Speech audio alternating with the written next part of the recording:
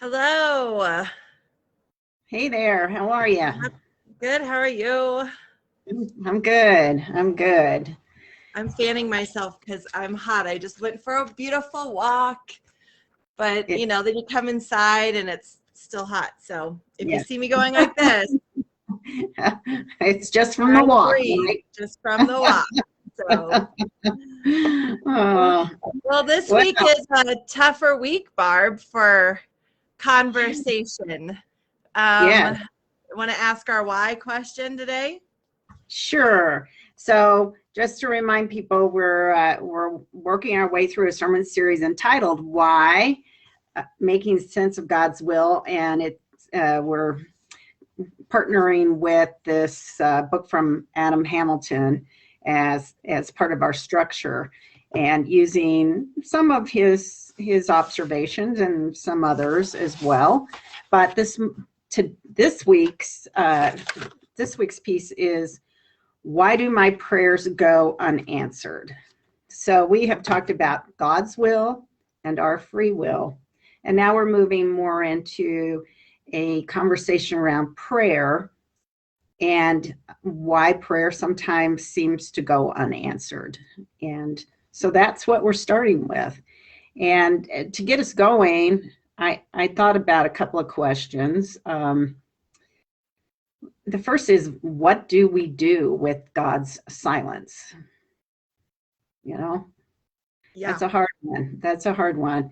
And then another that I want to spend a little time kind of unpacking is, some Christians claim that God regularly answers their prayers for things, as Adam Hamilton says, for things that seem of no consequence.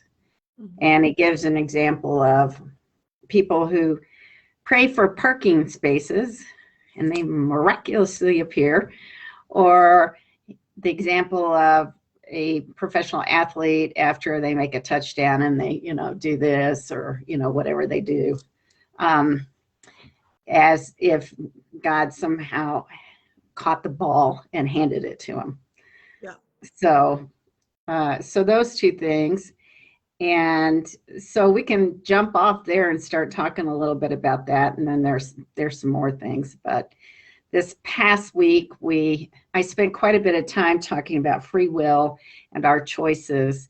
And I used the Passion story from Matthew's Gospel, which begins with the woman anointing Jesus' head, basically as a sign and symbol for burial, which will be coming before too long.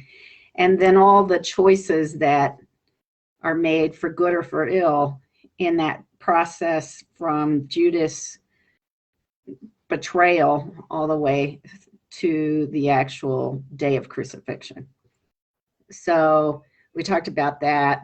And this week, in that scenario, we have the story of Jesus in the Garden of Gethsemane, where he prays to the Father to take the cup of suffering away, basically. But if not, then thy will be done, God's will be done. So we have an example of Jesus not having his prayer answered. Well, I'm hearing the echoes of Jesus on the cross. My God, why have you forsaken me? And I know in the places where I haven't, like, God has been silent, where God hasn't answered prayers, that has been the cry of my heart, especially as a person who's been grown up in the faith and has believed in God and has tried to live a life that is worthy of the gospel, in those churchy words, but a life that would honor God, would, loving God and loving others. And then to not have your prayers go answered, it can feel like God is forsaking you. It can feel like that shut down relationship while you're on the end crying out. And as a parent, I think it's the hardest thing to understand sometimes, when your children are hurting and crying out and God feels silent, because even if we can't fix it as a parent, we for sure embrace and hug and walk through. with our kids, but you don't get that. You don't feel that all the time with God. Even though we know that that is exactly what God does to us. God embraces us and God walks with us and God reminds us that it's going to be okay. Sometimes we can't hear it because it is just so dark and so hard that we just don't feel that or hear it. And it is really difficult when you're in those places and you don't feel like God's listening to you or answering your prayers. Yeah, absolutely. Absolutely. I can think of some places in my life where it seems like the connection went dark, where it's me crying out, and I'm getting nothing in return. I think about an example from my life was when my daughter was diagnosed with type 1 diabetes. And I remember the first time I drove home, she was admitted to Children's Hospital. And these were the old days. We stayed for almost a week. And in that time, there was the education piece and learning to give yourself a shot and using meters and also just trying to absorb what is happening. And it was late summer when this happened. And I remember driving home after being in the hospital for 2 days straight and just going home to take a shower, change my clothes and that kind of thing. And I drove past our neighborhood pool. And I could hear the kids and, the laughter and the splashing. And this pain and anger rose in me that was the only thing I could do was I had my car windows up was to scream because I could not believe this was happening. And didn't really even understand what it's like to live with a chronic illness, which we would learn as a family in the years to come. But there was a part of me that felt very abandoned in that moment, very abandoned. And where is God in this dark hole? Yeah, I had, for my experience, it was, we were 13 weeks pregnant. It was our first pregnancy. Everything was going well. And then all of a sudden I started to have a miscarriage. And I remember going in the hospital and them, just saying, well, it's either going to happen or it's not. And they sent me home. And so in that moment of desperation, it was crying out to God. It's God, please save this baby. Let everything be okay. Let us become parents, all that grief that happens. And that night I miscarried, and the pain of that was so hard. It felt so dark. It was really the first time I'd experienced such grief and heartache, and God was silent, like absolutely silent. And I remember I was so mad at God that I was just like, well, I know you're there, but I ain't talking to you. That was kind of my reaction to it. But I was really fortunate because even though I didn't recognize God's presence in that pain and of the miscarriage and the isolating loneliness that comes within that journey, I had an amazing pastor who was a friend of mine, and she told me, Cody, you can't see the lights right now. You can't see the hope. You can't see God, but I can. And so I'm going to hold that for you until you can take that and hold it for yourself again.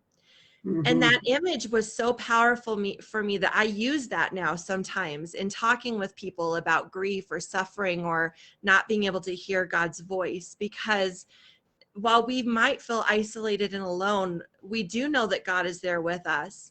And we do know that that light is there. And having people to be able to say, you like, not fix it for you, right? Like not be like, it's okay, you just got to trust God, because that can be hurtful in those times.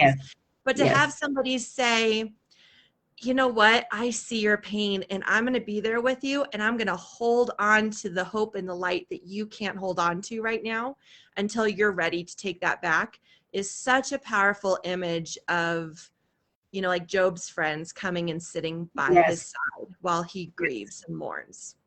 Yes.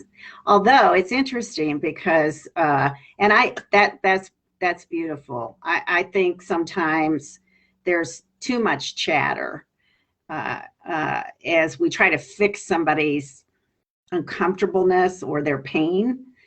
One of the things I was reading in Barbara Brown Taylor's book, When God is Silent, she talks about the story of Job and how his friends one by one try to fix everything. Yep. And then they start arguing. They start defending God against Job when Job's the one that is saying, you know, time out, friends. Yeah. I'm allowed to get mad at God. It's okay. It's okay. And I think sometimes we forget that the Psalms and books like Job, that there are places where, you know, just lament and frustration and where are you, you know, like you said, Jesus from the cross, why have you forsaken me? That is part of our prayer. Yeah. That's part of prayer. Yeah. And one of the scriptures that I love, I'm pulling it up on my phone real quick, that I share with people a lot is Psalm 13.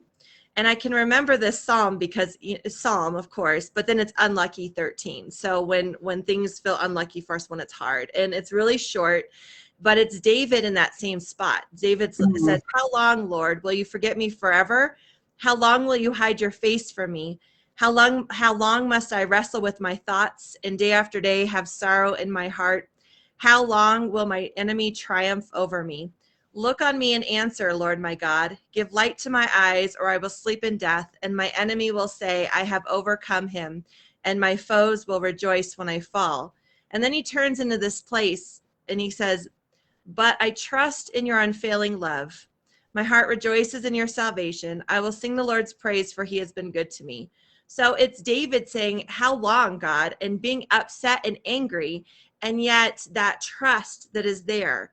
And sometimes that trust, we don't see it and we don't feel it, but it is that foundation for us of God's unfailing love, that we know that even though, just like a parent sometimes lets their kid fall and scrape their knee, even though we have fallen and we're hurting, that we do know that God loves us and cares for us, that steadfast love is there for us.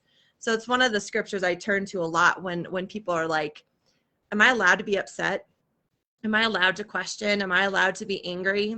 And I mean, yes, that's where we see that trust in God's unfailing love, that we can shout that out and know God's not going to smite us in that moment, that God allows us to be our human selves. And yes, and actually welcomes it. Please come with your emotions. Please come to me.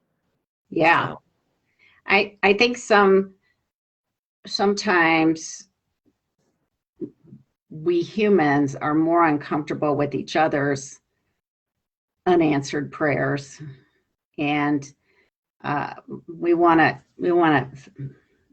offer language for why something isn't happening. I think out of that grows bad theology. And you know, Adam Hamilton says that sometimes when our prayers go unanswered, we will blame ourselves. Yeah. And we'll figure out, we'll say, you know, things like, you're not seeking to please God in your life, or you have unconfessed sin. So that's why it must not be, your prayers aren't being answered. Your motives aren't pure. You're praying for the wrong reasons, or you lack faith. You're just out of sheer desperation, praying to God, which most of the time you don't have any kind of connection with. And Hamilton uses the word and it's very precise and thought through. He says this is obscene to think this way, or to have someone else say to you, this is why your prayers aren't being answered, is because you're somehow responsible for the fact that God is not answering your prayers.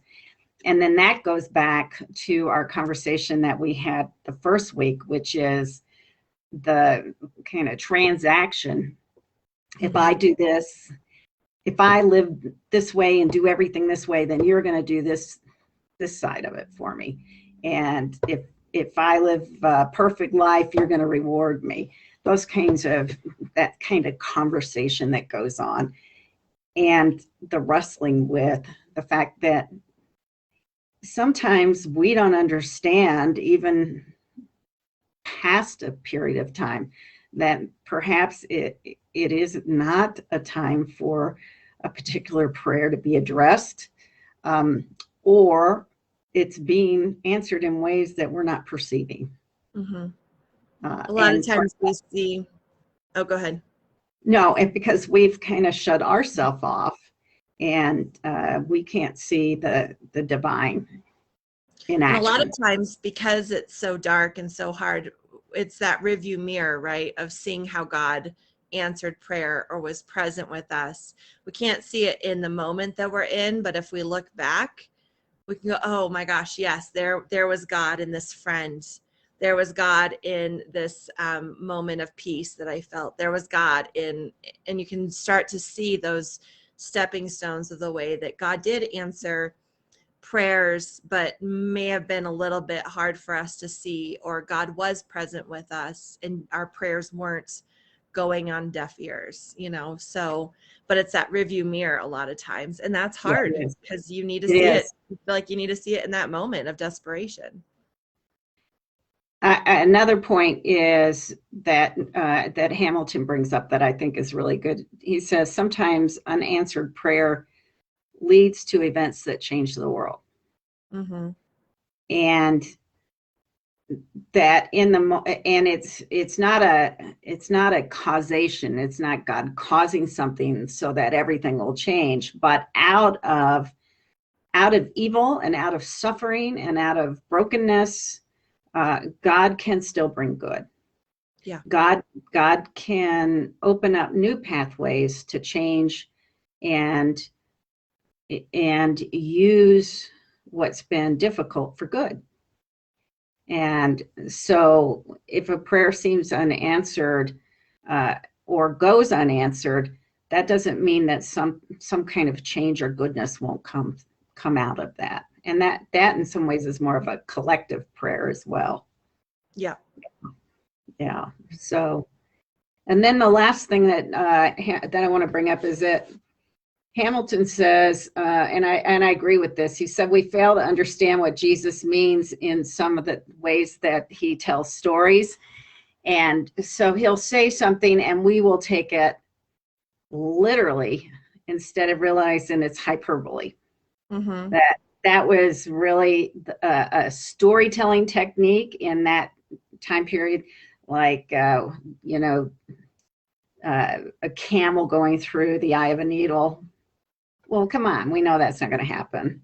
And just using those kinds of examples, like, prayer can move mountains. Well, yes, it can, but it's not going to literally move a mountain. And right.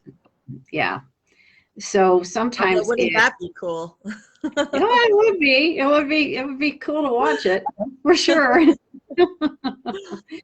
But that sometimes when we're reading the story or we're reading Jesus' quote or we're reading scripture, we are trying to understand it in a hyper literal way instead of a hyperbolic way, and realizing that Jesus is over exaggerating in what he's saying to make a point. And certainly he does that in some of his conversation around prayer. Yeah. So, yeah. So anyway, that's about all I got right now. I'm still working on it. Well, it's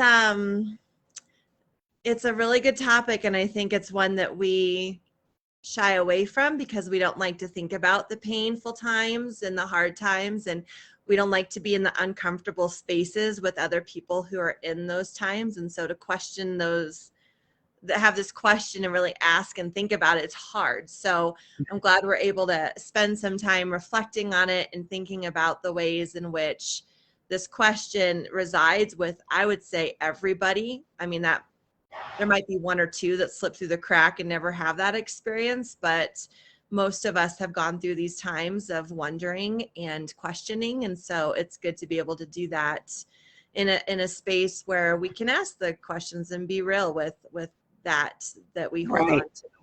Right. I will say that my pet peeve is people who say that their prayers are answered when they get a parking space, or like God cares about the football game. Yeah, this kind of trivial, no consequence. So wait, God's finding parking lot spaces, but he can't, he won't cure. Right. Yeah. Cancer or whatever that is. Yeah. Yeah. So, I don't think so. Yeah.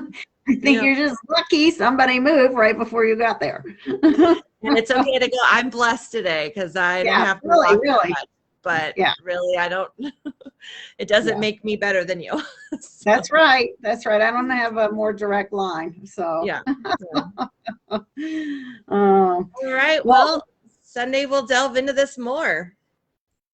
We will. Until then, friends, I hope you can spend some time wrestling and really thinking about how God is present with you, even in the times where your prayers aren't answered. And what does it look like in those moments to have faith, or how do you get through those moments? And is it okay to question? Some of those things that we can spend a little bit of time reflecting on to prepare us for more conversation on Sunday. So that's right. God uses redemption in so many ways, and quite often we're not even aware how he is doing this. So yeah. Tammy, thank you for joining us as well, and all of you who joined us.